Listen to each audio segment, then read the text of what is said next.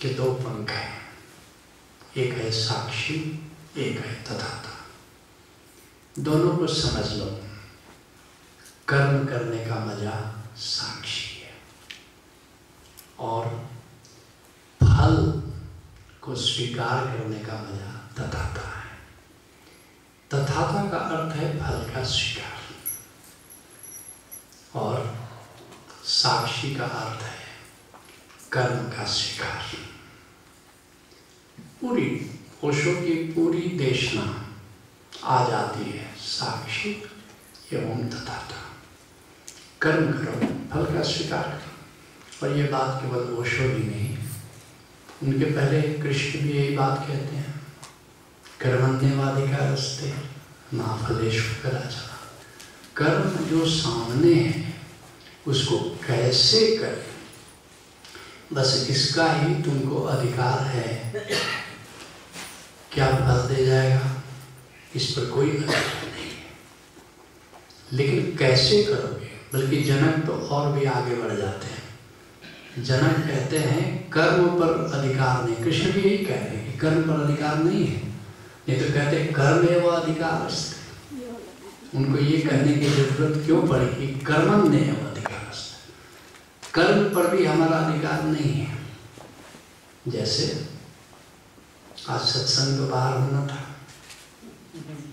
लेकिन यहाँ हो रहा है। कर्म पर अधिकार है, बारिश हो गई, कर्म पर अधिकार कहाँ है। कर्म पर भी अधिकार नहीं। क्या कर्म आए, इसलिए जनक क्या कहते हैं अष्टावक्र ने पूछा कि तुम तो राज चलाते हो, तुम्हें तो अनुभव होगा, कर्म पर तुम्हारा अधिकार होगा।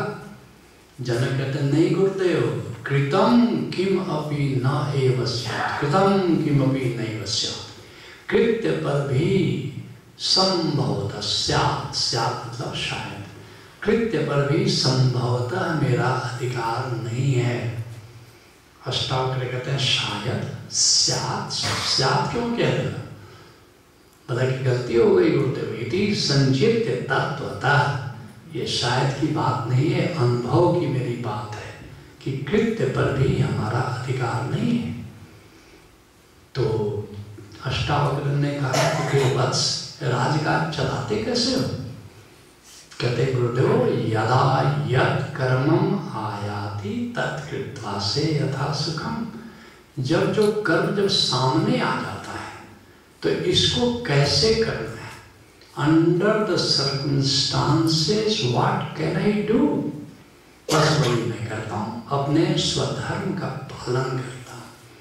कृष्ण ने कहा ना, अर्जुन को कहा स्वधर्मे निधनम श्रेय परधर्मो भयावह।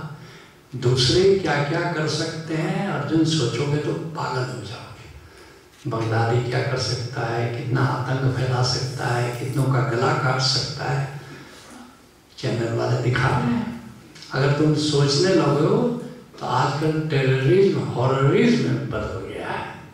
हॉरर मूवी चल रहा है जैसे, और रोज कुछ न कुछ इस तरह की बुरी खबर सुनोगे और सपनों देखोगे जैसे हॉरर मूवी होता है, ऐसे हॉरर मूवी चल रहा है। और टेररिज्म से ज़्यादा हॉररिज्म परेशान करता है। फिर सोचने लगोगे, फिर ISIS हिंदुस्तान में भी आ सकता है, बिहार में भी आ सकता है, कर्मा में भी आ सकता है, तुम्हारे घर में भी आ सकता है। कोई अंत है सोचने का। परधर्मो भयावह, दूसरा क्या क्या कर सकता है। अगर ये सोचना शुरू करोगे तो जिंदगी जीना मुश्किल हो जाएगा। इसलिए स्वधर्म का पालन करो। तुम क्या कर सकते हो, बस वही करो। कृतम किमपि नैव स्यात् इति संचित्य तत्वतः। इसलिए यदा यत् कर्मम आयाति, जो कर्म सामने है, how best I can do and what I can do, यही स्वधर्म है। यदा यत् कर्मम आयाति तत् कृत्वा से यथा सुखम, और मैं आनंदित रहता हूँ, अपना कर्म करके आनंदित रहता हूँ। तो कर्मण्य को करना साक्षी, कर्म को कितनी कुशलता से तुम कर सकते हो, अंडर द सर्कमस्टांसेस कैसे कर सकते हो। इसी को गौतम बुद्ध सम्यक दृष्टि कह रहे हैं, इसी को महावीर सम्यक दृष्टि कह रहे हैं, इसी को कृष्ण स्वधर्म कह रहे हैं। तो कैसे कर, इसका नाम साक्षी है। लेकिन कर्म को कुशलता से करने के लिए कैसे करना, कैसे योगस्थ गुरु कर्माणि, एक जगह कहते कूटस्थ होकर के कर्म, एक जगह कहते स्थित प्रज्ञ होकर के कर्म, सबका अर्थ है साक्षी होकर कर्म। साक्षी जब उस दिन हमने मतलब समझाया तुमको, अर्थात टोटलिटी में कोई काम करो। टोटलिटी कब बनती है, तुम शरीर से कर्म करते हो 25% इन्वॉल्वमेंट हुआ, टोटलिटी नहीं हुई। खुरपी चला रहे हो, कुदाली चला रहे हो, बस चलाए जा रहे हो, केवल शरीर इन्वॉल्व है। लेकिन अगर तुम्हारा हेड भी इन्वॉल्व हो गया, बुद्धि भी इन्वॉल्व हो गई, तो इन्वॉल्वमेंट कितना हो गया, 50%। लेकिन अभी 85% हुआ। अब थोड़ा खुरपी चलाओ जरा प्रेम से, यहाँ पौधे हैं, थोड़ा उनको प्रति प्रेम भी आ रहा है, उनको संवार रहे हैं, सजा रहे हैं, पत्थर तोड़ रहे हो, फिर बुद्धि लगा रहे हो, फिर अरे प्रभु का मंदिर बन रहा है, थोड़ा और हृदय भी लगा दिया, इन्वॉल्वमेंट कितना हो गया, 75%। अब इसके बाद अब अपने मेरी निराकार आत्मा भी इसमें काम में इन्वॉल्व हो गई। मेरा निराकार भी इस खुरपी चलाने में, इस पत्थर को संवारने में इन्वॉल्व है। तब अब कितना परसेंट इन्वॉल्वमेंट हो गया, 100%। और ये 100% इन्वॉल्वमेंट का नाम साक्षी है। और जहाँ 100% इन्वॉल्व, इसी को कृष्ण समग्रता कहते हैं। टोटल, ओशो कहते हैं टोटल अवेयरनेस, टोटल अवेयरनेस, समग्र होना साक्षी है। तो ये जीवन की बुनियाद है, क्योंकि जीवन तो कर्म पर आधारित है। और दूसरा पक्ष कहते हैं कि तुमने तो कर्म ने किया, किंतु माँ फलेषु कदाचन, तो एक उद्देश्य लेके चल रहे हो कि हमको फसल उगानी है। लेकिन अब बारिश तो हो गई देश के बहुत बड़े भाग में, और फसलें तो गिर गई, फसलें तो नष्ट हो गई। अब तुम्हारे अधिकार में तो नहीं था, अब फल तो उल्टा मिल गया। तो कभी फल सुलटा मिलेगा, कभी उल्टा मिलेगा, कभी फल अनुकूल होगा उद्देश्य के, कभी प्रतिकूल होगा उद्देश्य के।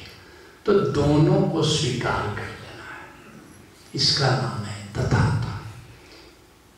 लेकिन समझा क्या गया, और ओशो के पार्लेंस में, ओशो की परंपरा में, ओशो के परावर्ती जो लोगों ने उसको क्या समझा, साक्षी तो छोड़ ही दिया। साक्षी तो किसी के समझ में आया ही नहीं। 5000 तो केवल अंग्रेजी प्रवचनों में ओशो बोले, उसमें CD रोम है तो गिनती कर सकते हो कितना वर्ष शब्द यूज हुआ, 5000 लगभग हिंदी प्रवचनों में बोले होंगे, ऐसा मैं मानता हूँ। तो 10,000 बार उन्होंने साक्षी समझाया। और साक्षी के बाद तथाता, ऐसा ओशो ने कहा। तो हम लोगों ने क्या समझा, वे कह रहे थे कि कर्म करोगे फिर फल मिलेगा, तो स्वीकार। तो हम लोगों ने क्या समझा, साक्षी से ऊपर तथाता। पहली गलती तो यही हो गई। तो जब साक्षी से ऊपर तथाता है, तो फिर साक्षी क्या करना, फिर तथाता ही साधना करो फिर। तो साक्षी को हमने छोड़ दिया, हमने पकड़ा तथाता। फिर तथाता में ओशो ने क्या कहा कि अच्छा हुआ उसका भी स्वीकार, बुरा हुआ उसका भी स्वीकार। नदी तो 2 तटों से बहती है, एक अनुकूल और एक प्रतिकूल। तो अनुकूल के स्वीकार में कौन से चैलेंज है, तो छोड़ो अनुकूल, वो तो स्वीकृत है ही, अब हम करें प्रतिकूल का स्वीकार।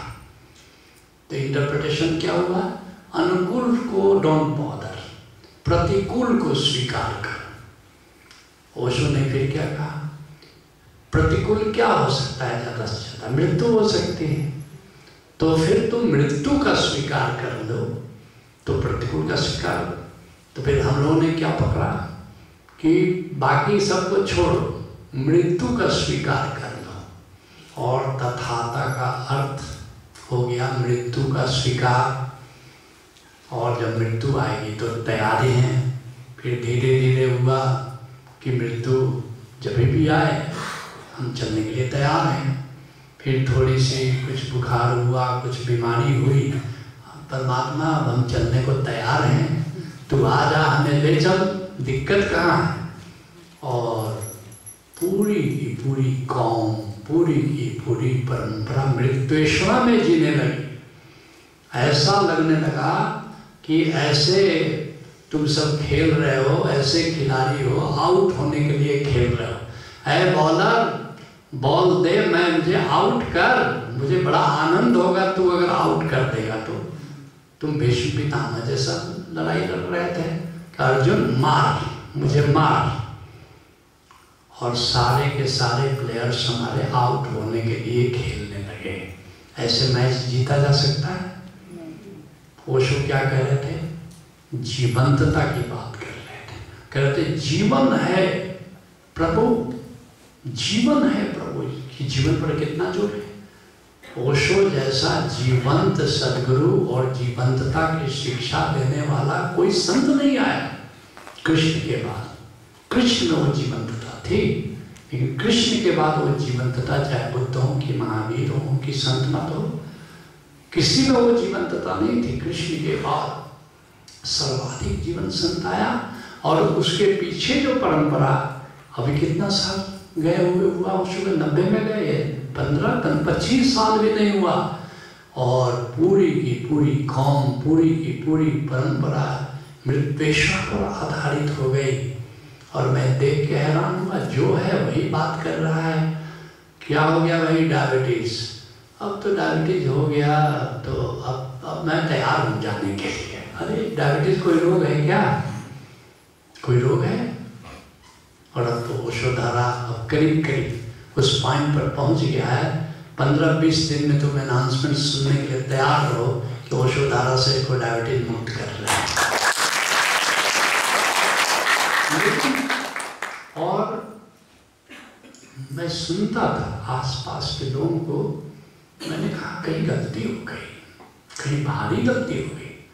सभी यहाँ होना क्या चाहिए, हम सेंचुरी बनाने का उद्देश्य लेकर के मैदान में उतरेंगे। सोचो तो धोनी जाए, कहेंगे कोई बात नहीं, आउट हो जाएंगे, आउट हो जाएंगे, तो सेंचुरी बनाएगा विराट कोहली और धोनी, कोई बनाएगा क्या?